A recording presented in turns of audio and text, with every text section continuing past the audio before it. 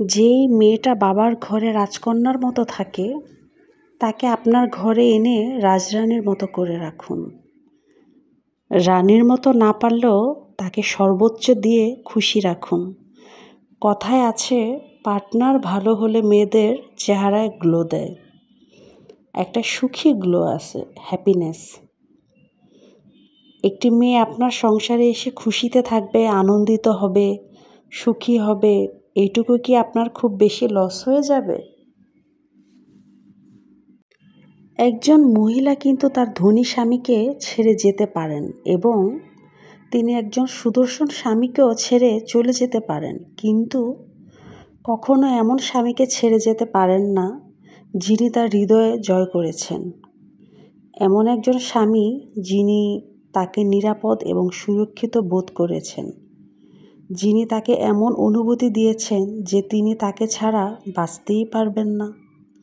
এমন একজন স্বামী যিনি তার জন্য পাথর হয়ে আছেন, দুর্বলতার মুহূর্তগুলিতে তার চোখের জল মুছে দেন, সব বিপদে পাশে থাকে এবং ভালো ব্যবহার করে।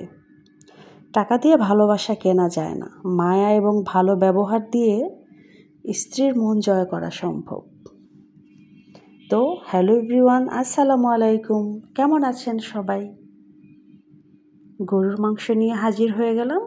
আজকে গরুর মাংস রান্না করে নিব।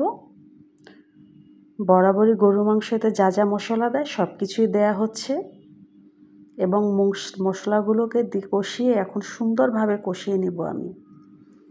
আজকের মাংসগুলো একদম টাটকা বাজার থেকে এনেছে আপনাদের ভাইয়া। তো ঝটপট এনেছে আর আমি সাথে সাথেই মাংসটা কষাতে বসলাম, কারণ ফ্রিজে রেখে মাংসটা খাওয়ার চাইতে ভাবলাম টাটকা মাংসটা খেয়ে দেখি। একদম নাকি গরুটা জবাই করেছে আর সাথে সাথে সে মাংসগুলো নিয়ে এসেছে। মাংসগুলো থেকে একটা খুব সুন্দর স্মেল আসতেছে আর আমার গরুর মাংসর এই স্মেলটা আমার ভীষণ পছন্দের, কেন জানি আমার খুবই ভালো লাগে। সাথে আমি একটু টক দই দিয়ে দিলাম। আজকে মাংসটা একটু অন্যভাবেই রান্না করছি, বরাবর যেভাবে করি সেভাবে না, একটু যত্ন সহকারে। আমার যখন মন ভালো থাকে তখন রান্নায় আমার মন চলে আসে। আর যেই মেয়ের রান্নার হাত ভালো সে কিন্তু নিঃসন্দেহে দায়িত্বশীল একটা ঘরের বউ। এখন আমি কতটুকু দায়িত্বশীল তা আমি জানি না, তবে রান্নার সময় কিন্তু আমি মনোযোগ সহকারে রান্না করি। এটা আমার ছোটোবেলা থেকেই স্বভাব। আর আমার শ্বশুর বাড়িতে কি বাবার বাড়িতে কি সব জায়গাতেই কিন্তু আমার রান্নার প্রশংসা আছে, আলহামদুলিল্লাহ। যাই হোক, মাংসটা কষিয়ে নিচ্ছি। মশলাগুলো কষানো হয়ে গেছে, মাংসটা দিয়ে দিলাম। তো আপনারা সাহারিতে কে কী রান্না করছেন আমাকে অবশ্যই কমেন্টস করে জানাবেন।